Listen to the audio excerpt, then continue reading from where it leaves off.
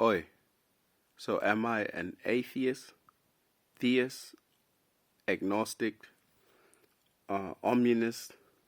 I'm sure there's other ones people label themselves, but I don't care. I want to know which one you are because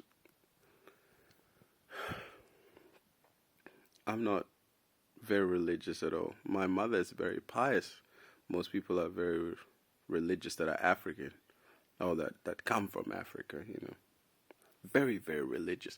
I remember my best friend, we used to have debates in high school about whether God exists or not. But today, what do I think of that question? You know, the question of whether God exists used to be one of fire. It used to light up fire in me, and I would know all the atheist intellectuals like Richard Dawkins, Sam Harris, Peter Hitch. What was his name? Not Peter. That's his brother.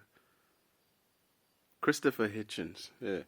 The reason is, and Daniel Dennett was the best one because out of all of them, he was the most philosophical. Hitchens was very, very, very articulate. Uh, I even at one point tried to be like Christopher Hitchens, where I would scour the dictionary for words to assimilate into my vocab, such as asinine, for example. And I thought to myself one day, when am I ever going to use the word asinine? I mean, apart from this instant, never. So I stopped, and I became proudly illiterate. But that's a story for another day. Why I love people that are illiterate. I get along with people that are illiterate. Anyways, after years, I was raised Christian. I say raised because it wasn't a choice. Like I was born, and then a couple of days later, I was baptized and given the name Peter. That's where the PT in Kettle comes from. The name is Peter, the rock of the church, or Saint Peter. That's me. But then as I got older in like high school, I started to fall out of. I started to have a few questions with religion, and then we used to sit in the library like really debating this. And then at lunchtime, debating this. Like, bro, we used to get excited debating. I was in a debate class, bro. I was a master orator. You thought I was going to say I was a master debater. Master debater. But something happens after high school. So this is around 2015. Whereas some of these intellectuals and the atheist movement, I began to question that too. So I was an agnostic for a bit. And then I began to question like agnosticism as well because to me, in my opinion, agnostics are cowards. They don't want to make up their mind, so they go, oh, we'll never know. We cannot know. And I'm open. My mind is open. If we know, we know. But you just get pick a side. That's why, like, if you're religious, you're religious. If you're an atheist, you're an atheist. Just don't sit on the fence, bro. That's a coward move, because you can never be wrong. You don't want to be wrong. You leave your things open. Oh, I'm just sitting on the fence here. Coward, you are agnostic. So I wasn't agnostics for long. So then I tried to revert to atheism, and I thought to myself, hold on a minute. Looking around, other atheists, even like there was a convention here just years ago.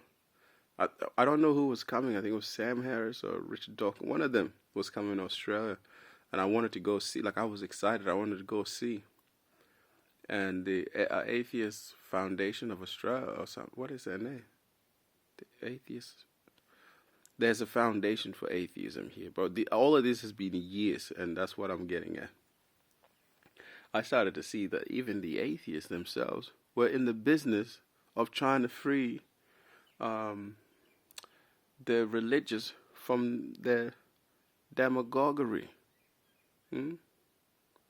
Fears that somehow this country, this beautiful country of ours, Australia, will become a theocracy of some sort.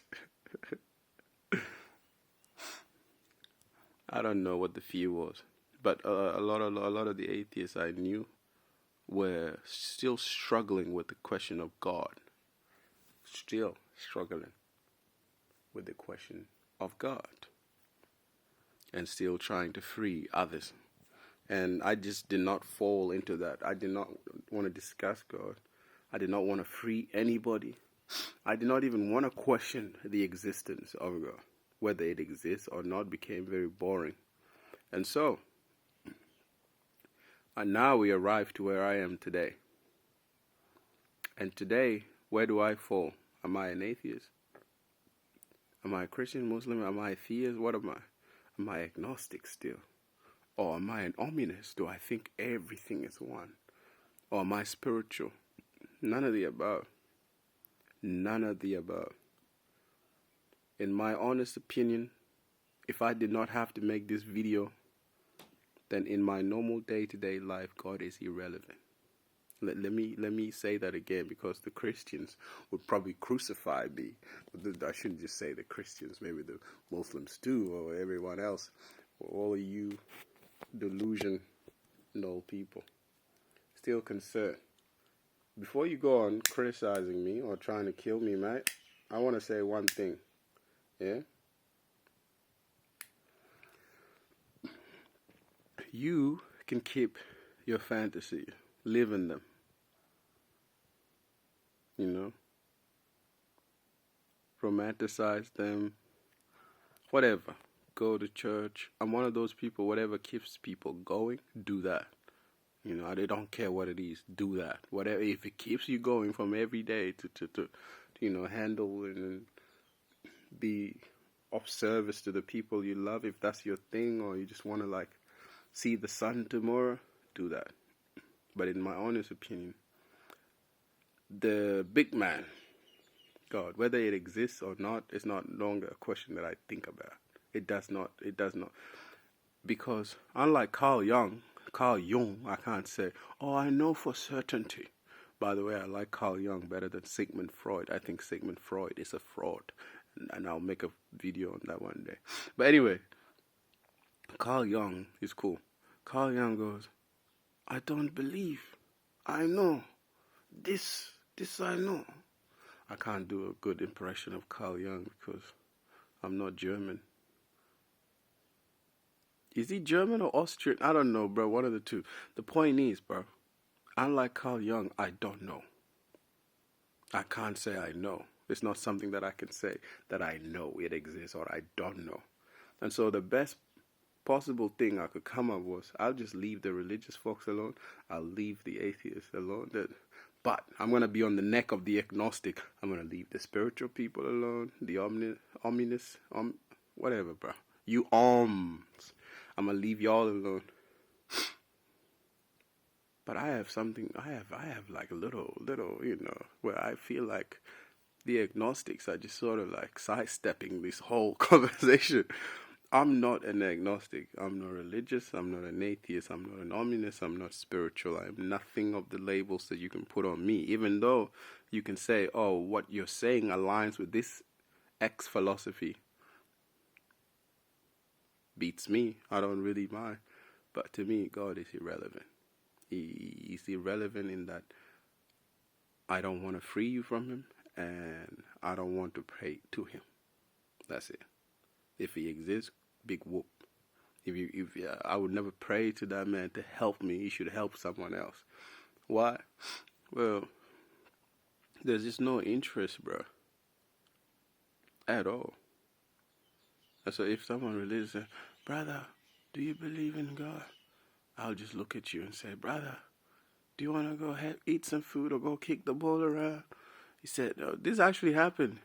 A Muslim brother of mine, he's trying to convert. Oh, you're Sudanese? Yeah. So you must be Muslim? No. Those are the North Sudanese, our brothers.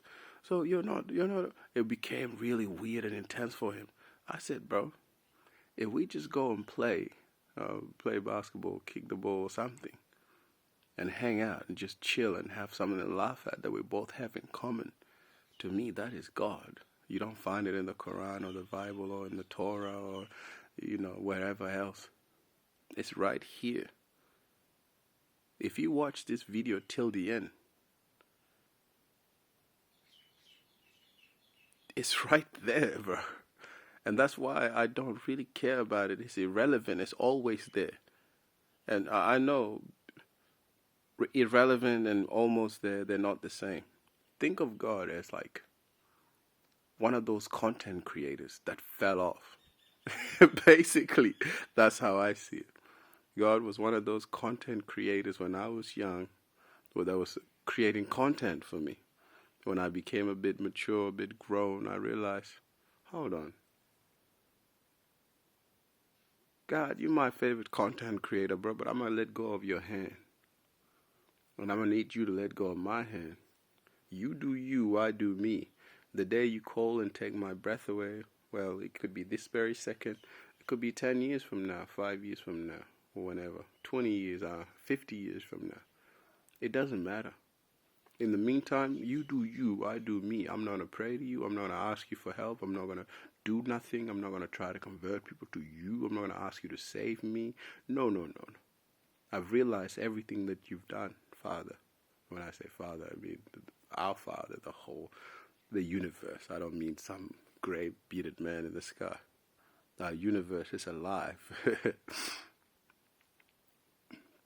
And our Mother Earth is alive, Gaia. I see them as, we are all children. So this is where I'm going to finish up. If you still believe in God, you're a child. You don't want to let go of your Father's hands. And there's nothing wrong with that. I would never even try to tell you to do that. It's scary. I didn't. It just happened. I didn't decide, today I'm going to let go of my Father's God's hand. And he's going to be irrelevant to me. No, it just happened. Maybe it was a gift from him to make himself irrelevant to me. Maybe one day the best gift I could give you is, if you become fond of the things that I say, is that you forget about me and I become irrelevant to you, and that would be the best thing. That would actually be what I want. It could be today, it could be tomorrow, it could be 10 years from now. I'll become irrelevant to you. Everything needs to become irrelevant. That's how we grow. And so all the religious folks I see in the world, they're children. The atheists, they're all children. The agnostic, they're like that child that's scared of the dark. And so he doesn't know whether he should let go. Maybe he should hang on. I don't know. What do I do? I'm just going to sit on the fence here and wait until my Father saves me. The next stage I could see in this whole cycle of what do you believe in is for most people to grow up and realize, no matter how hard things get, bro,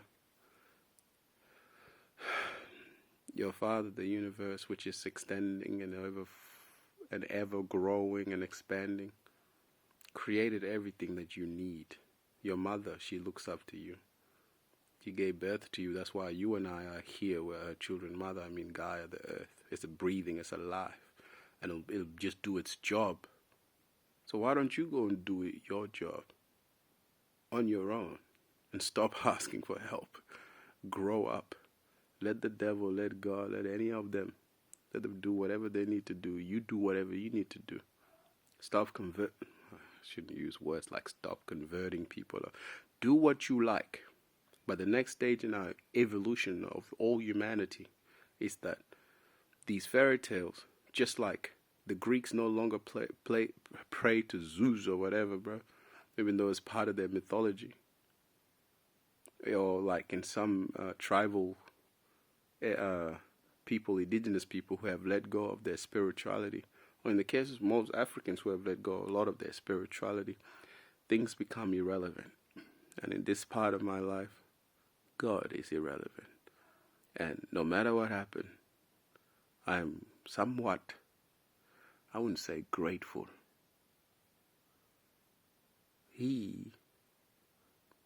I can't say make me see, because the seer is the illusion. The moment I say that I see things different to you, I can see something that you can't. That's the illusion. That's the delusion anyway. I have to let go of my Father's hands and let him be irrelevant. And I mean God or the devil, they're both irrelevant. God, the devil is much more relevant than God. you will do more evil than good. And that's what I mean. The devil in you is more relevant than the good. Anyways, I'm wasting time blabbering on about this nonsensical topic. It's irrelevant to me after all, is it not? Right. Anything else we should talk about? No? No? No? No? Alright. Yeah? No? Okay, we good? Alright, class dismissed. PD Kettle hats out. See you, mates.